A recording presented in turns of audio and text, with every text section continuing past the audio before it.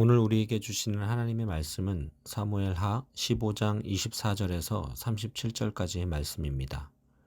참회할 용기라는 제목으로 말씀을 전하겠습니다. 24절부터 29절.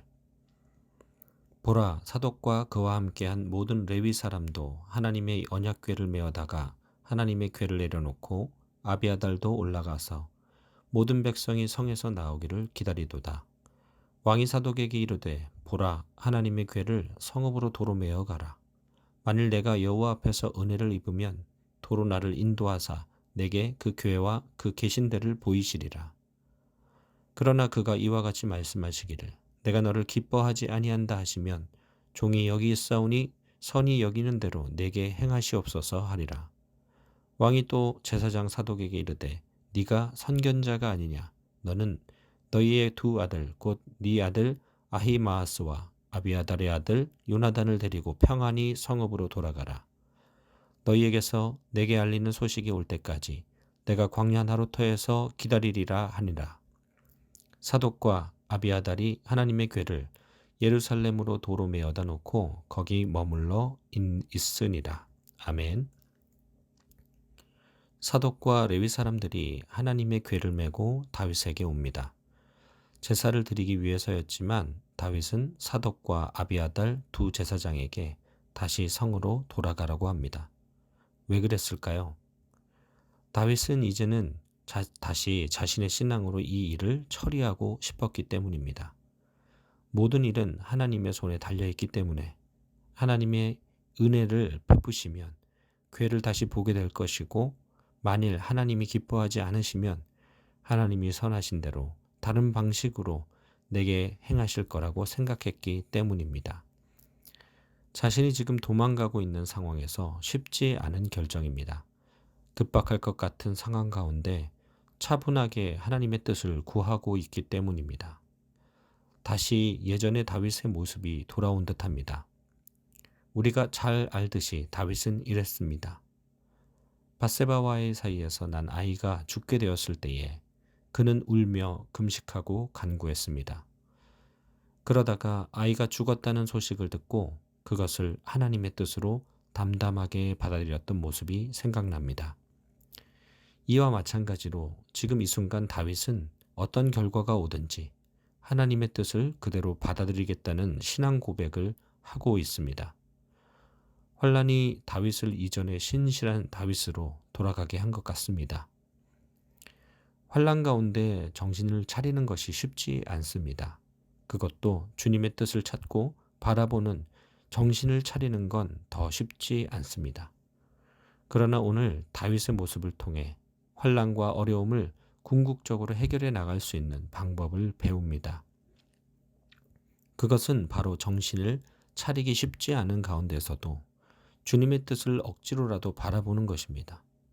더 나아가 환란을 대비해 주님의 뜻을 언제나 어디서나 찾는 연습을 해야만 합니다. 그래야 습관처럼이라도 환란을 무시하고 주님을 바라볼 수 있기 때문입니다. 그러나 다윗에게는 급박해 보이지만 급박하지 않는, 차분할 수밖에 없는 또 다른 이유도 있었습니다. 궤를 보냄으로써 성에서 일어나는 소식을 알기 위해서입니다.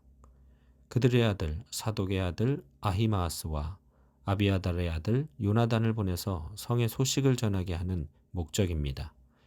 그래서 다윗은 사독에게 네가 선견자가 아니냐고 말하고 있습니다. 선견자는 보는 자이기 때문입니다. 너희가 보게 될 것을 나에게 전해주는 정탐꾼의 역할을 부여하는 것입니다. 또한 하나님의 궤를 다시 예루살렘으로 메고 가라는 다윗의 메시지는 결단이 서 있습니다. 언약궤 자체가 다윗을 보호하는 하나님의 도구라고 생각하지 않았기 때문입니다. 이것은 이스라엘이 블레셋과 싸웠을 때를 생각나게 합니다. 이스라엘 사람들이 법궤를 앞세워 싸웠는데 오히려 패배하여 블레셋에게 법궤를 빼앗긴 적이 있었기 때문입니다.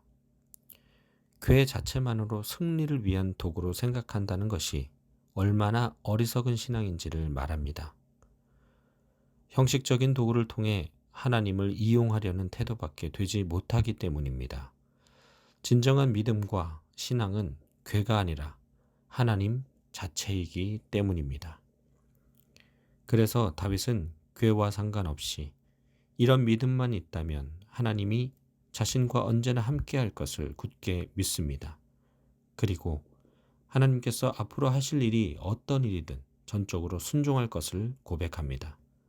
그러면서도 자기가 할 수 있는 일에 최선을 다하는 모습을 보입니다. 이것은 신앙의 비결과도 같습니다. 그와 같은 신앙의 도구의 모습으로 있는 것만 부여잡고 이것이 신앙이라고 우기는 나의 모습은 아닌지 돌아봐야 합니다. 그 속에 하나님도 없고 주의 뜻을 구하지도 않는데 괴 같은 것만 붙잡고 있는 모습을 조심해야 합니다. 다윗이 괴를 다시 보냈지만 하나님을 다시 굳게 믿는 믿음으로 그의 삶이 회복되었던 것, 그리고 자신이 할 수 있는 일에 최선을 다했던 것은 우리 모두가 배워야 할 신앙의 비결입니다. 무작정 믿습니다가 아닙니다. 무작정일 만큼 주님을 믿어버리되 내가 할 수 있는 믿음의 행동과 실천과 노력이 뒤따라야 할 줄 믿습니다.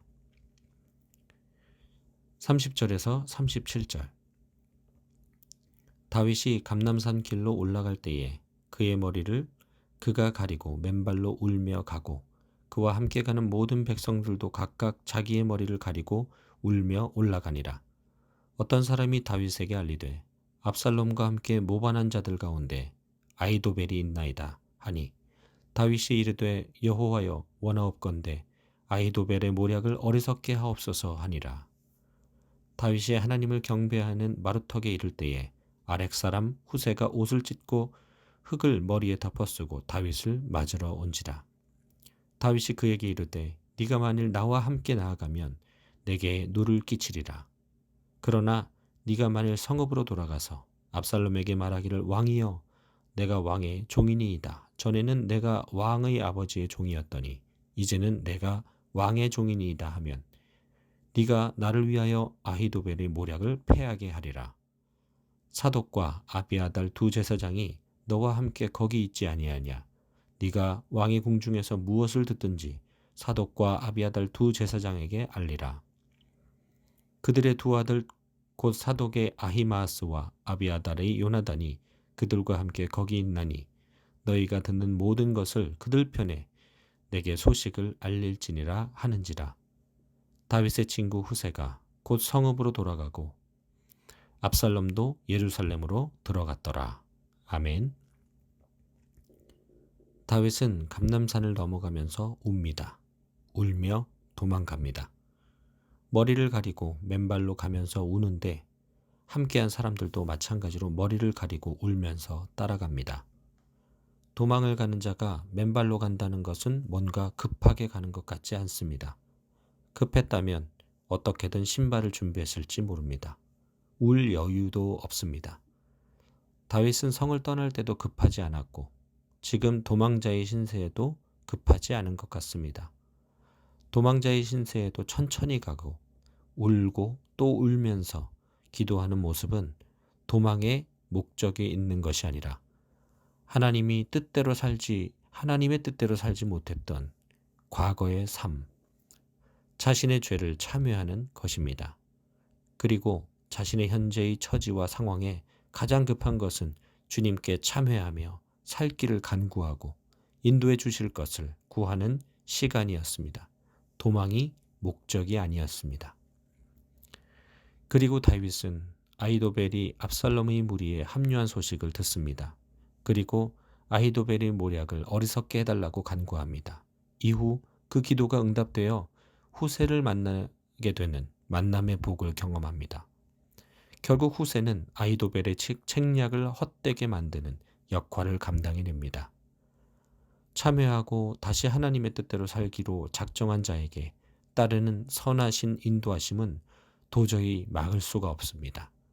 내가 억지로 풀려고 했던 힘들었던 매듭을 이제 내 손을 쓰지 않고 풀리는 하나님의 은혜를 경험하게 됩니다. 결국 다윗은 압살롬의 반란을 진압하고 성으로 다시 돌아올 수 있게 됩니다. 회복된 다윗의 신앙과 최선을 하나님이 사용하신 것입니다. 새롭게 되는 길은 오직 다시 주님께로 참회하고 돌아가는 길뿐입니다. 오늘 다윗을 통해 나는 어떻게 참회하고 돌아갈까를 고민해야 합니다. 잘 가고 있을 수도 있지만 혹여나 그것이 잘못되었다면, 환난 중에도 주님의 뜻을 물을 수 없다면, 신앙생활의 습관적인 행위를 통해서만 믿음이라고 얘기한다면, 삶에 얽히고 설킨 매듭을 내 힘으로만 해결하려고 한다면 오늘 다윗의 모습을 다시 떠올려야 합니다. 신발을 신지 않고 맨발인 부끄러운 모습이라도 울고 또 울며 참회의 모습으로 주님께 용서를 구할 줄 아는 용기 있는 그리스도인이 되어야 합니다. 이 용기는 예수님에게서도 배울 수 있습니다. 그는 우리의 연약함과 아픔을 온전히 치유하시기 위해 당당히 십자가를 지기로 결단하셨습니다. 그 주님을 믿는 우리 모두에게도 이런 용기를 가질 기회는 오늘도 충분히 열려 있음을 명심하시기 바랍니다. 기도하겠습니다.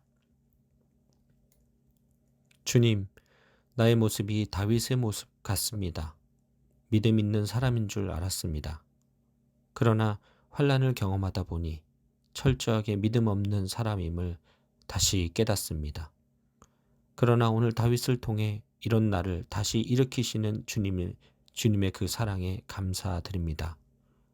이런 내가 다시 용기를 내어 참회하고 주님께 돌아감을 거절하지 않으시는 주님의 사랑에 감격합니다. 오늘도 이 용기로 믿음의 하루를 살아내는 우리 모두가 되게 하옵소서. 거룩하신 예수님의 이름으로 기도합니다. 아멘.